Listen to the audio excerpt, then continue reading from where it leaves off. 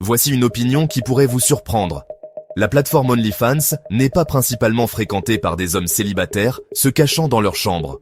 L'image que l'on se fait de l'utilisateur type est souvent celle d'un individu isolé. Mais la réalité, selon plusieurs études, est bien plus nuancée. Une part significative des abonnés sont des hommes mariés ou en couple stable. Lancé en 2016, OnlyFans a connu une croissance régulière, mais c'est pendant la pandémie que son usage a véritablement explosé. Le confinement a accéléré son adoption massive. La plateforme a dépassé les 130 millions d'utilisateurs, créant un écosystème économique à part entière.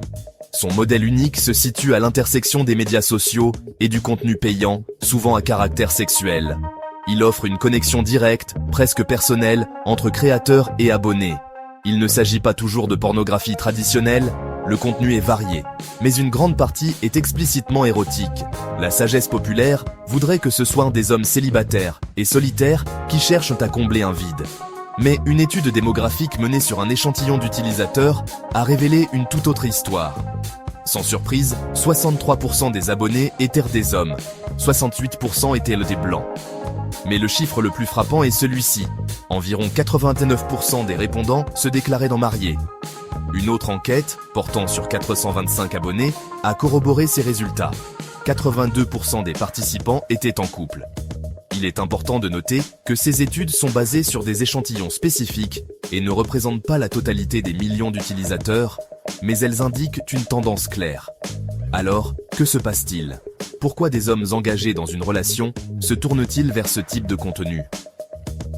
Selon les chercheurs, il s'agit moins d'une solution à la solitude que d'une quête de fantaisie.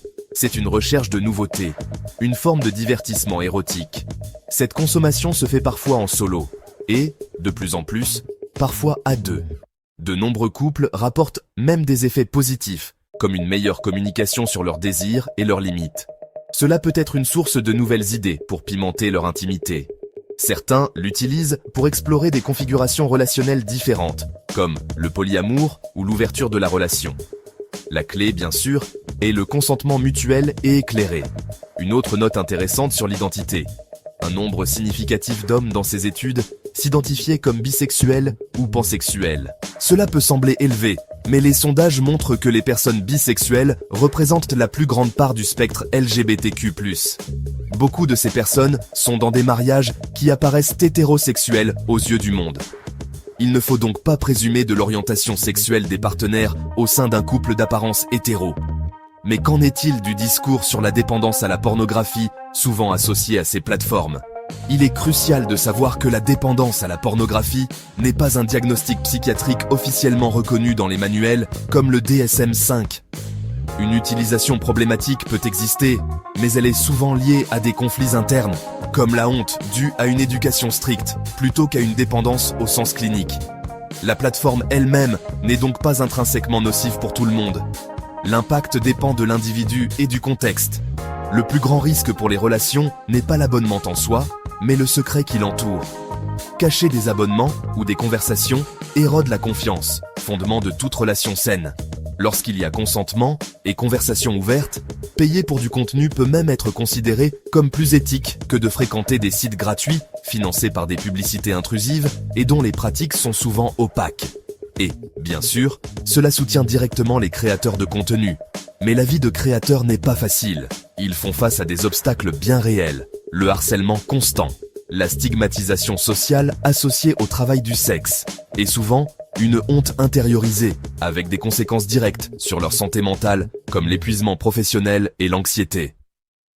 OnlyFans a connu une croissance de 700% rien qu'en 2020.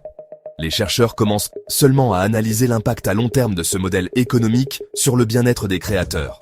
En résumé, une grande partie des abonnés sont peut-être des hommes mariés, mais cela ne signifie pas forcément qu'ils sont malheureux dans leur couple. Pour certains, c'est une exploration partagée qui peut même les rendre plus connectés. Ils sont curieux et, dans le meilleur des cas, honnêtes l'un envers l'autre. Alors, est-ce une forme de tromperie émotionnelle ou une nouvelle facette de l'intimité qui évolue avec notre époque ? La frontière est mince et propre à chaque couple. Qu'en pensez-vous ? Donnez votre avis dans les commentaires. Et comme toujours, restons respectueux dans l'échange.